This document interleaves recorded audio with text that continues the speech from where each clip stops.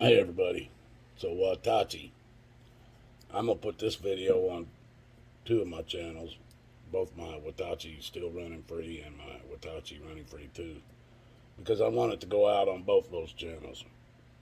Um, First thing I'm gonna say, folks, is that have you ever noticed something at your phone? And I know I've showed you these before that I had made these, and no matter how you drop them on the floor, they always come up with a point up. You know, you can sling them out your car, you do all kinds of things, but they will always come up, point up. Your phone is pretty much the same thing as that. If you don't, if you never really thought about it, you might not realize it. Have you ever wondered why, no matter which way your phone's laying, there's always a camera facing you? You can drop that phone on the ground. No matter what side it falls on, there's a camera facing you. It's just like one of those, folks. It's a weapon.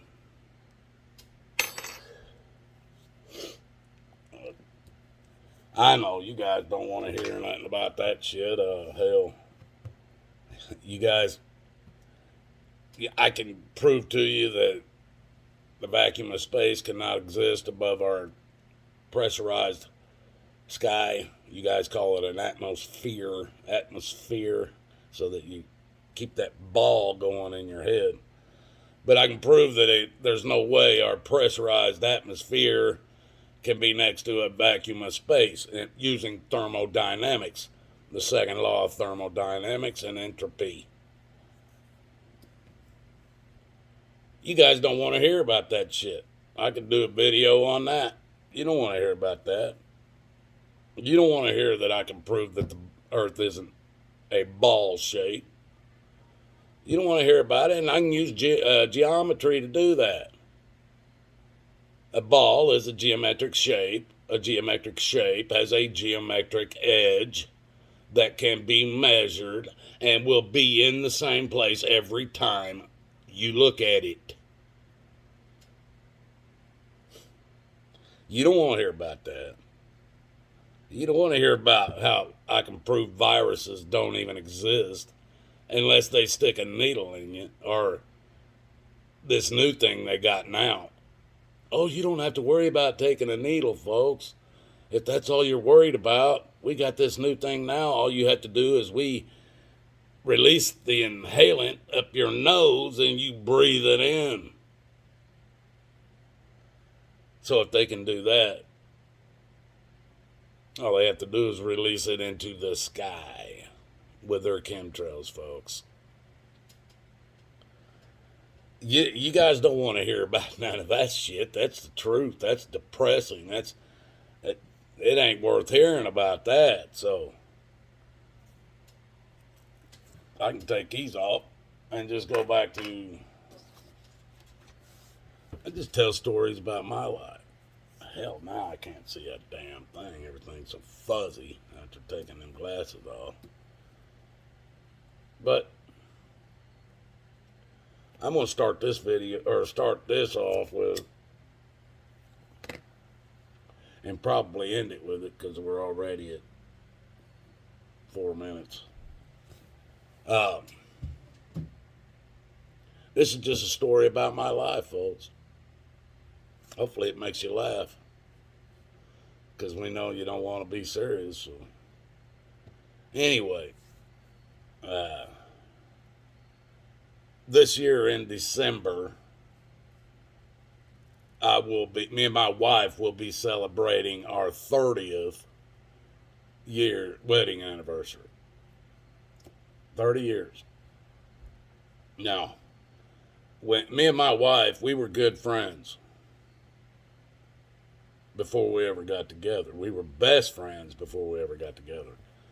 But we were once we met each other and we became friends. I was even married to another woman, and she was with another guy. She was never married. I was married. But we were friends, and we became good friends. And then after my first wife divorced the hell out of me up in Wyoming, uh, and I went back to Arizona, me and my best friend just we started hanging out. It wasn't even like we were dating or anything, folks. We just hung out together. And yeah, we go out and eat, and we go out to we get a babysitter, and we go out and dance and stuff. Or well, we didn't do a lot of dancing, um, but we would go out and enjoy ourselves. We didn't do a lot of dancing, but we did dance. I did dance a lot when I was younger, but that was back in the disco days, folks. Uh, Also danced on skates when I was younger too, folks.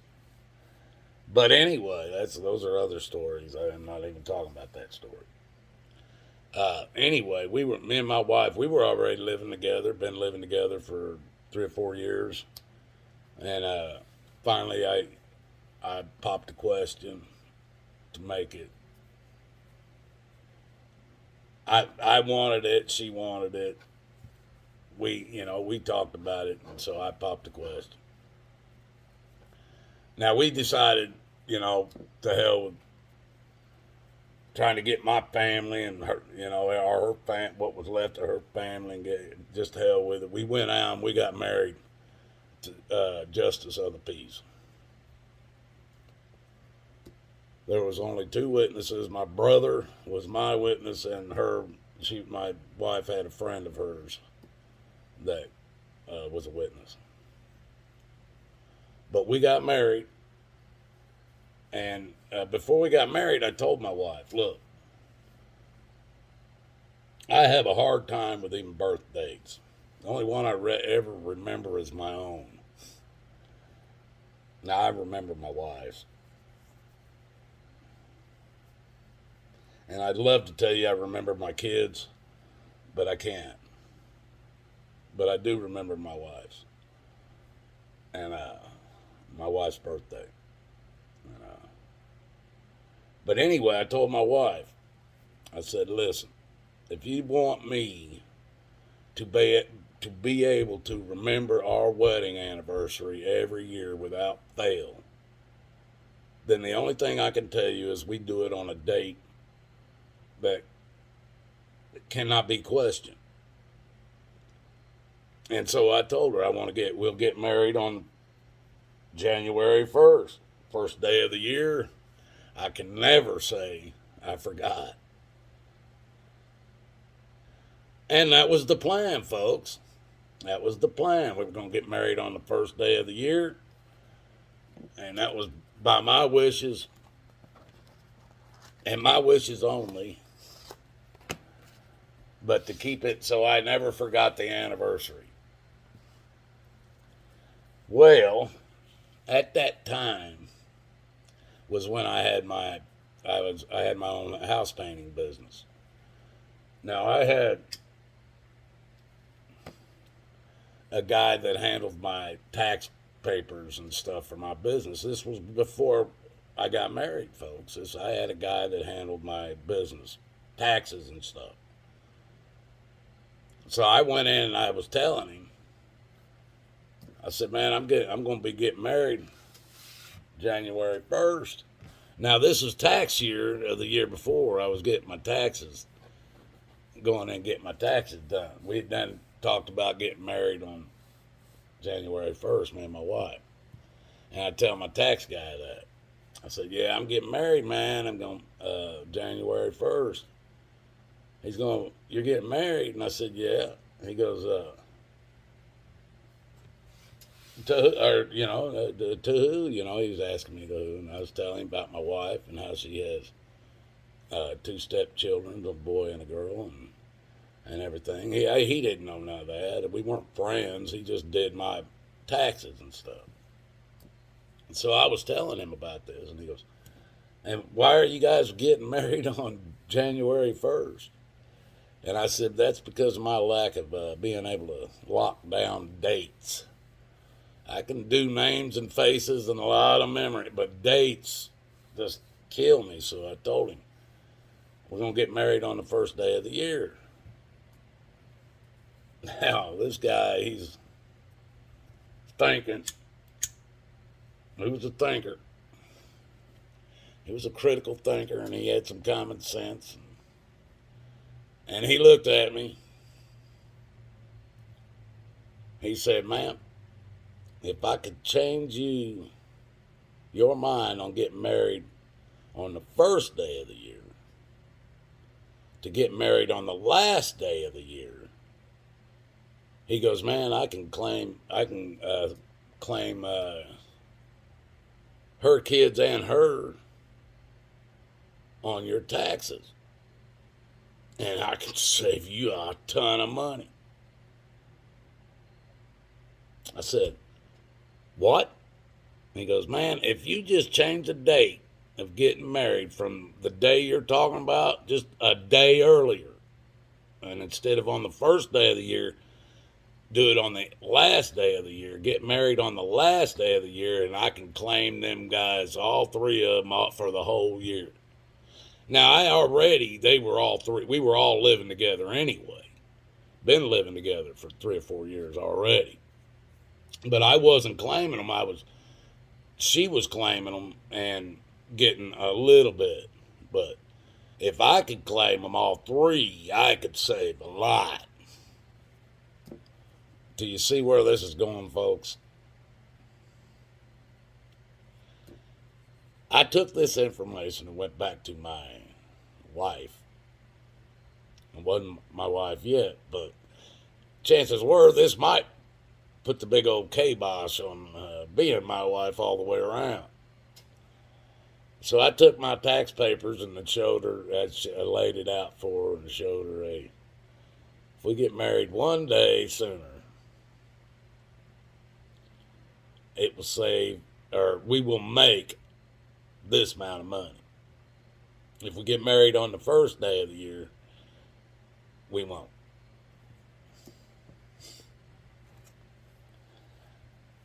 My wife tells people today that I married her for a tax write-off. She's been telling that all along. And legally, she could be right. But in God's eyes, she was my soulmate. And she knows, we both know, God put us together. There wasn't no way. She come from back in the woods of freaking northern Colorado, rancher. I come from the city, Indianapolis, Indiana. How we got together in Arizona was just beyond me in the first place. But that's truth, folks. I live with that every anniversary. I get told it was a marriage of tax reasons. And I'll never live it down. She won't ever let me live it down. And it was my tax preparer's fault. But she got to spend the money too, so. Now, let's see how much time we got left here. I can't see that damn thing. Might tell you another. 13? No, you guys can't handle another one now. I'd like to tell you guys, and I promised you I will, tell you about the sunburnt in Mexico. You guys ain't gonna believe that story. That trip ended up being several trips that I went to. And there's also another story that involves us catching a shark and me standing on a windshield of a boat. We'll have to leave those for you to think about and ponder, folks, because you don't want to hear about the truth. You don't want to hear about what you're being lied to about. I'd rather tell you guys those things.